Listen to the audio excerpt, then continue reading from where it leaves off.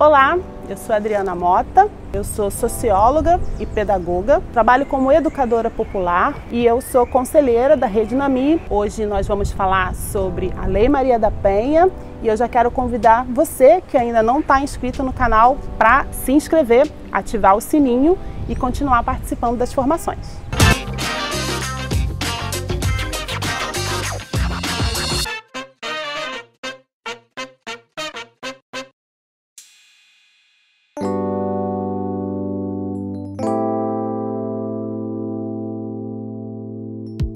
E para começar, é preciso que a gente entenda que a Lei Maria da Penha foi construída com base na história de uma mulher.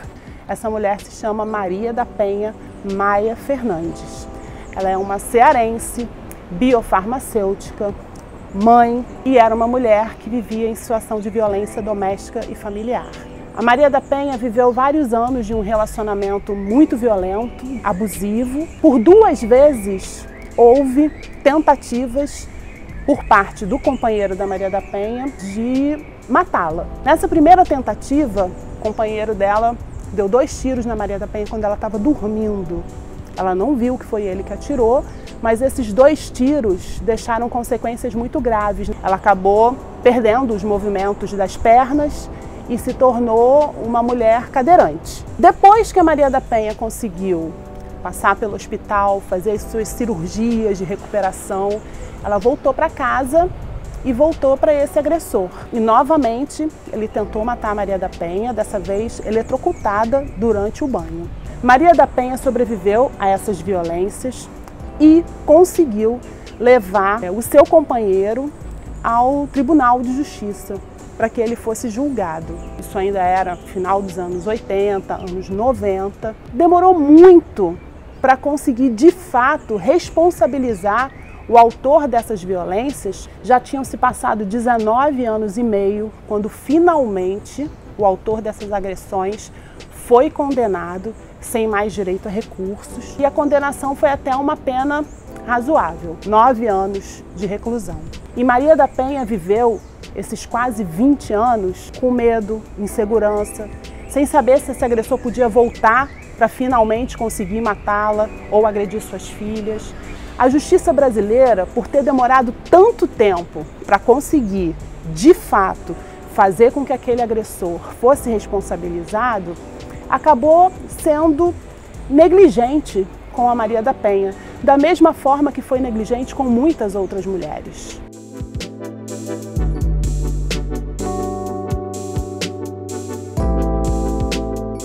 Então, aqui na cidade do Rio de Janeiro, algumas mulheres se reuniram com mulheres de outras cidades para criar um consórcio que redigiu uma lei para coibir a violência contra as mulheres. Coibir é diminuir, reduzir, evitar.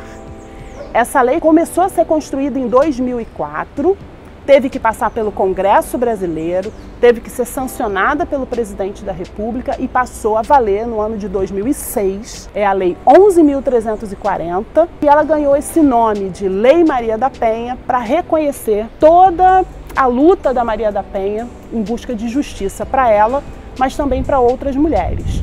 Hoje no Brasil, então, a lei que a gente usa quando existe uma violência doméstica e familiar contra a mulher, quando existe uma violência que vem de um relacionamento abusivo entre um homem e uma mulher ou entre 2 mulheres, é a Lei Maria da Penha. Antes da Lei Maria da Penha, já existiam outras leis para proteger as mulheres da violência. A Lei Maria da Penha, ela não cria nenhum tipo penal novo, ou seja, ela não cria um crime diferente daqueles crimes que já existiam no Código Penal brasileiro. A diferença é que a Lei Maria da Penha busca todos esses crimes que têm a ver com o contexto da violência que nós vivemos e reúne numa única lei.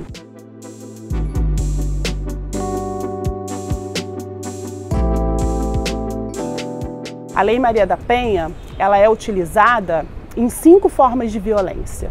A violência física, que é essa violência que agride o nosso corpo, chute, mordida, pontapé, até formas mais graves, facadas, tiro, paulada.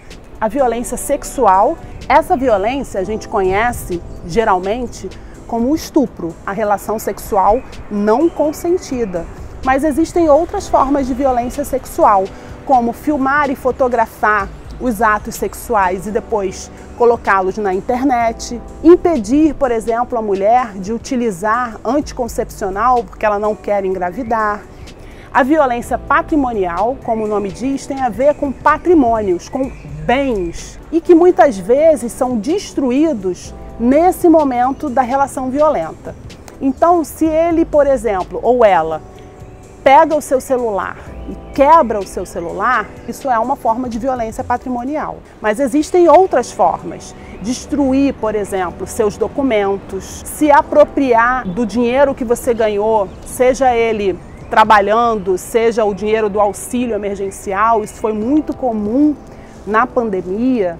A violência moral, que é aquela violência que agride a nossa dignidade como pessoa, calúnia, injúria e difamação.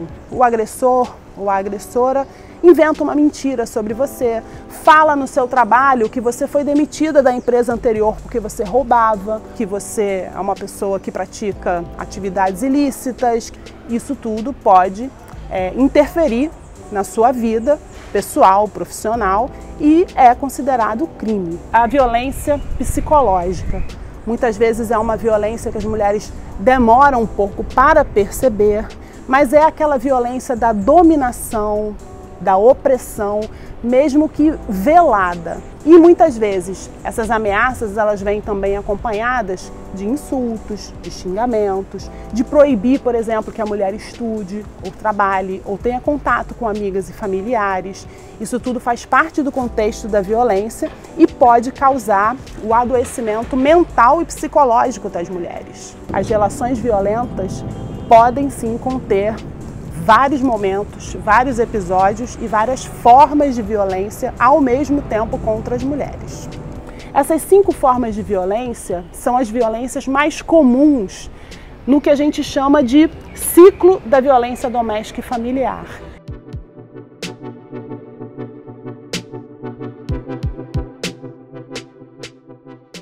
O ciclo da violência doméstica e familiar, que nós mulheres muitas vezes vivenciamos, ele é muito diferente da violência urbana, da violência comum. E por que é diferente? A gente está falando de relações de afeto, a gente está falando de vínculos entre pessoas que já tiveram um romance, um relacionamento familiar, um relacionamento afetivo, e que muitas vezes nós, mulheres, somos cobradas pela sociedade para fazer com que esse relacionamento dê certo, seja bom, não acabe. E, na verdade, a gente está sofrendo muitas vezes durante vários anos, silenciosamente, achando que somos nós, mulheres, que temos que fazer esse relacionamento violento dar certo. E às vezes isso não é possível. Às vezes é melhor a gente abrir mão desse relacionamento para poder viver uma vida livre de violência. Num relacionamento afetivo, quando é um relacionamento violento e existe um ciclo da violência, esse relacionamento ele não começa já com atitudes violentas, né, por parte do companheiro ou da companheira.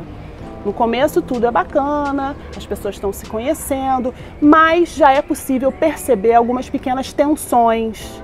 Essas tensões costumam se acumular e se tornando mais fortes, ir gerando discussões, questionamentos, que podem chegar num momento que a gente chama de explosão. Nesse momento da explosão, geralmente é um momento em que acontece uma violência mais grave, uma violência física, uma agressão de fato. E muitas vezes, só quando isso acontece é que as mulheres se dão conta que elas já vinham sofrendo violência e que aquele momento de explosão foi apenas um momento mais grave dentro de um relacionamento que já não era saudável.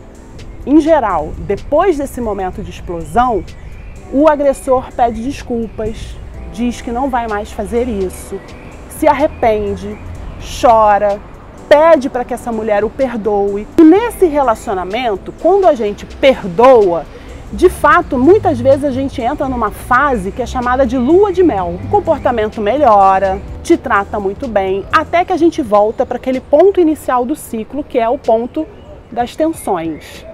pequenas tensões voltam a aparecer, pequenas discussões, o ciúme, o tratamento desagradável, e aí esse ciclo recomeça com um novo momento de explosão.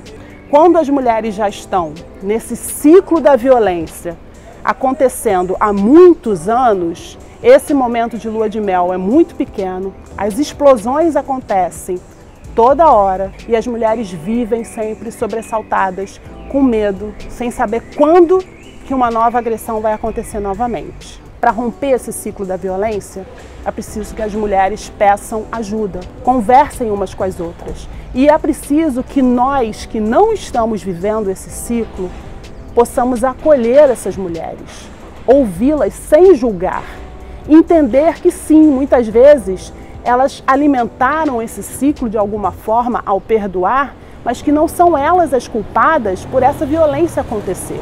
A gente pode ajudar as mulheres a romper o ciclo da violência quando a gente também conhece a Lei Maria da Penha e informa para elas como funciona.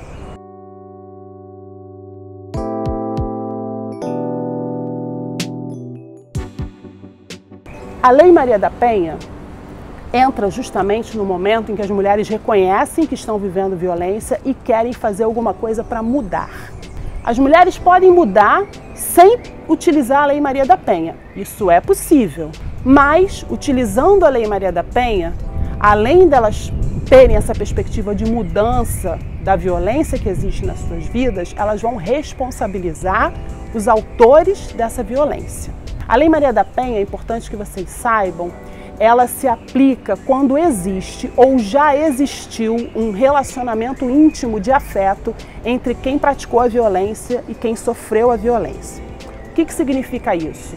As pessoas envolvidas nessa relação violenta são pessoas que se conhecem, que já tiveram ou têm algum relacionamento, que pode ser um relacionamento afetivo, amoroso, eu e meu marido, eu e meu namorado, eu e minha companheira, ou pode ser um relacionamento familiar.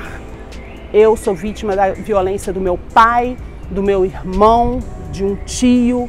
Isso também pode ser caracterizado como uma violência doméstica e familiar e, portanto, a Lei Maria da Penha protege todas as mulheres que estão nessa situação.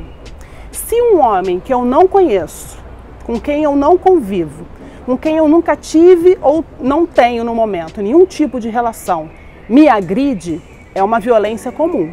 Não se aplica a Lei Maria da Penha, apesar de ser uma violência cometida por parte de um homem contra uma mulher. Então, se um homem desconhecido me agride, a gente não vai aplicar a Lei Maria da Penha, mas existem outras leis no Código Penal que são feitas para proteger as pessoas que se envolvem em situações de violência, inclusive quando elas são mulheres. A Lei Maria da Penha, ela precisa proteger as mulheres da violência porque é contra as mulheres que é mais comum que a violência doméstica e familiar aconteça. Acontecem com muita frequência, por isso a gente precisa de uma lei específica para proteger as mulheres. Se acontece uma violência da mulher com relação ao homem, a gente não aplica a Lei Maria da Penha. Mas, de novo, os homens não estão desprotegidos. Existem outras leis do Código Penal, então a Lei Maria da Penha se aplica quando a vítima é mulher, inclusive mulheres trans. Isso não está explícito na letra da lei, que foi construída em 2006, a gente fala de mulheres de uma forma geral, mas na letra da lei também não está escrito que a mulher tem que ser cisgênero. Uma mulher trans que precisar denunciar uma situação de violência pode sim usar a Lei Maria da Penha no sistema de justiça, na segurança pública para se proteger. A Lei Maria da Penha também tem um artigo que diz que esse relacionamento amoroso que essa mulher que sofre violência tem ou já teve pode ser um relacionamento heterossexual ou um relacionamento homoafetivo. Então, quando a gente tem uma mulher sendo agredida por um homem ou por uma outra mulher com quem teve ou ainda tem um relacionamento afetivo, sim, é possível utilizar a Lei Maria da Penha. Existem algumas alterações na lei que foram feitas desde 2006 para cá. Eu queria citar uma dessas alterações, que é o fato de que quando uma mulher que sofre violência vai fazer o registro e essa mulher já tinha ou passou a ter algum tipo de deficiência, isso tem que estar registrado no início do processo criminal. Se essa mulher já era deficiente e sofreu uma violência, o que é um agravante, né, uma covardia ainda maior, ou se por causa dessa violência essa mulher acabou se tornando uma pessoa com deficiência, porque isso também não é incomum. As mulheres sofrem violências e as consequências ficam, né?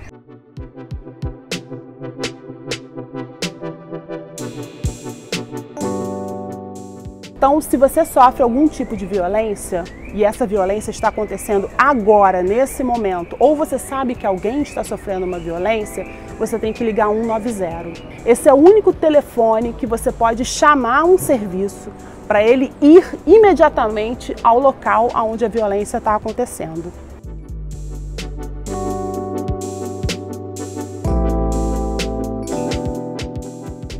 Se essa violência já aconteceu, você pode procurar aqui no estado do Rio de Janeiro uma das 16 delegacias especializadas de atendimento à mulher, ou se você não quiser ir numa delegacia, porque ainda não sabe exatamente o que quer fazer, você pode procurar o Núcleo da Defensoria Pública da Mulher, que fica no centro do Rio de Janeiro, na Rua do Ouvidor, número 90, 4º andar, ou você pode procurar o Centro Integrado de Atendimento à Mulher Márcia Lira. O CIAM Márcia Lira fica na Rua Regente Feijó, número 15, perto da Praça Tiradentes, na cidade do Rio de Janeiro. Esses serviços funcionam de segunda a sexta. Não é preciso agendar o primeiro atendimento, você pode ir direto lá e conversar com a equipe sobre a violência que você sofreu, ou você pode levar uma mulher que você conhece, que precisa de ajuda e de orientação, para que lá ela seja atendida. Se você está assistindo a gente e não é do Rio de Janeiro, é importante também que você busque os serviços da sua cidade, e isso está disponível num site chamado Mapa do Acolhimento. Entrando no Mapa do Acolhimento, você vai selecionar o seu estado e vai ver quais são os serviços públicos e os e as profissionais que podem te atender gratuitamente.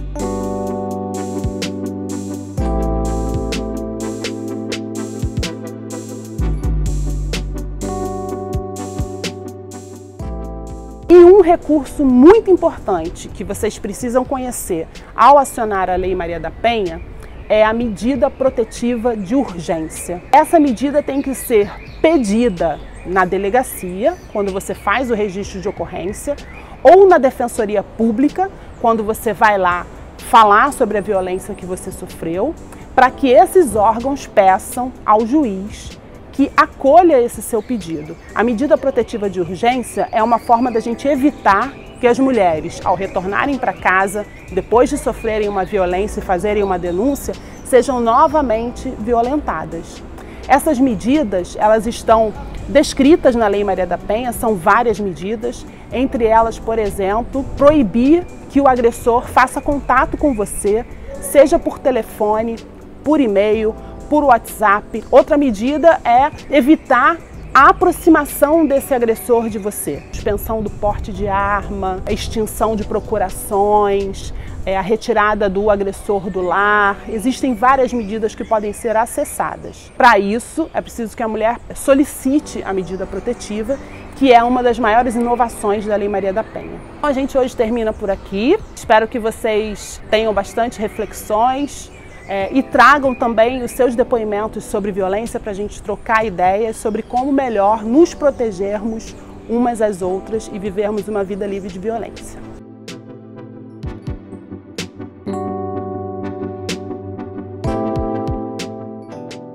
A ideia é que vocês possam desenhar sobre esse tema da Lei Maria da Penha e postar nas redes sociais, sem esquecer de marcar o canal da Rede Nami, usar as hashtags canal Nami, para a gente conseguir lá olhar as imagens que vocês criaram, comentar, curtir, compartilhar e construindo aí uma interação pela defesa dos direitos das mulheres.